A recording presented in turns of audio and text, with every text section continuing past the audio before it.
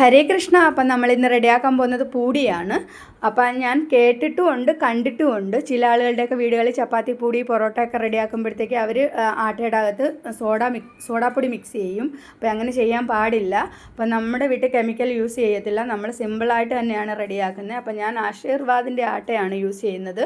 അപ്പം ഞാനിവിടെ ഇതേപോലൊരു പാത്രം എടുത്ത് വെച്ചിട്ട് ആവശ്യത്തിനുള്ള ആട്ട ഇട്ട് കൊടുത്തു. അതിൻ്റെ അകത്ത് ആവശ്യത്തിനുള്ള ഉപ്പ് ഇട്ട് കൊടുത്തിട്ടുണ്ട്. പിന്നെ ഞാൻ ഇതൊന്ന് മിക്സ് ചെയ്തതിന് ശേഷം നമ്മുടെ സാധാ വെള്ളത്തിൽ തന്നെയാണ് നമ്മൾ ആട്ട നന്നായിട്ട് കുഴച്ചെടുക്കുന്നത്. ഒത്തിരി വെള്ളം ആവാൻ പാടില്ല, ഇതേപോലെ തന്നെ ആയിരിക്കണം. അപ്പോൾ നമ്മുടെ ആട്ട ഇവിടെ നന്നായിട്ട് കുഴച്ചെടുത്തിട്ടുണ്ട്. ഞാനൊരു പ്ലേറ്റ് വെച്ച് അരമണിക്കൂറത്തേക്ക് ഒന്ന് ക്ലോസ് ചെയ്ത് വെക്കുന്നുണ്ട്. അപ്പോൾ നിങ്ങൾക്ക് കാണാൻ പറ്റും, അരമണിക്കൂർ കഴിഞ്ഞപ്പോഴത്തേക്ക് നമ്മുടെ ആട്ട എടുത്ത് നോക്കിയപ്പോൾ നല്ല ഫ്ലഫി ആയിട്ടാണ് വന്നിരിക്കുന്നത്. നിങ്ങൾക്ക് വേണമെങ്കിൽ അരമണിക്കൂറോ 1 മണിക്കൂറോ അല്ലെങ്കിൽ 10 മിനിറ്റത്തേക്കായാലും കുഴച്ചിട്ട് നന്നായിട്ടൊന്ന് എയർ പോകാത്ത ഒരു പാത്രത്തിലിട്ട് അടച്ച് ക്ലോസ് ചെയ്തൊന്ന് വെച്ചാൽ മതിയാവും. അതിനുശേഷം ഞാനിവിടെ ചെറിയ ബോൾ പോലെ ഞാൻ എടുത്തിട്ടുണ്ട് ആട്ട ഇവിടെ. അത് ഞാനൊന്ന് നമ്മുടെ ഓയിലിലേക്ക് ഒന്ന് ടച്ച് ചെയ്ത് കൊടുത്തിട്ടാണ് ഞാനൊന്ന് പരത്തിയെടുക്കുന്നത് പൂടിക്ക് വേണ്ടി.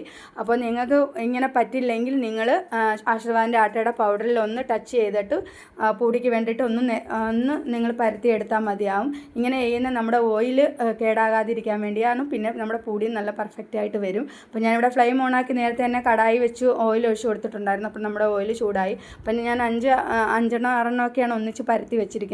എന്നിട്ട് ഞാൻ ചൂടെണ്ണയിലോട്ട് ഇട്ട് കൊടുത്തിട്ടുണ്ട്. അപ്പോൾ നിങ്ങൾക്ക് കാണാൻ പറ്റും നമ്മുടെ ഒന്ന് തിരിച്ചു മറിച്ച് ഒന്ന് പൂടി ഇവിടെ റെഡിയാക്കി എടുക്കണം. അപ്പം നമ്മുടെ പൂടി ബാക്കിയെല്ലാം കൂടി ഞാനിവിടെ റെഡിയാക്കിയിട്ടുണ്ട്. അപ്പം നമ്മുടെ പൂടി നല്ല പെർഫെക്റ്റായിട്ട് നല്ല സ്പോഞ്ചായിട്ട് തന്നെയാണ് ഇവിടെ റെഡിയായി വന്നിരിക്കുന്നത്.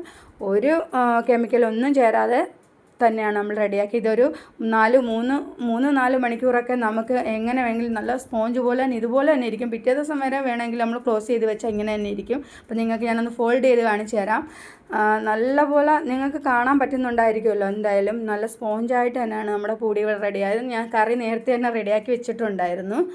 അപ്പോൾ ഞാനിതൊന്ന് നിങ്ങൾക്ക് കഴിച്ച് കാണിച്ചു തരാം. സത്യമായിട്ട് നല്ല ടേസ്റ്റാണ്. കറിയും ടേസ്റ്റാണ്, പൂടിയും ടേസ്റ്റാണ്. അപ്പം നിങ്ങളെല്ലാവരും ഇതൊന്ന് ട്രൈ ചെയ്ത് നോക്കണം. കമൻറ്റ് ബോക്സിൽ കമൻറ്റ് ഇടണം, ലൈക്ക് ചെയ്യണം, ഷെയർ ചെയ്യണം, സബ്സ്ക്രൈബ് ചെയ്യണം. Okay, by.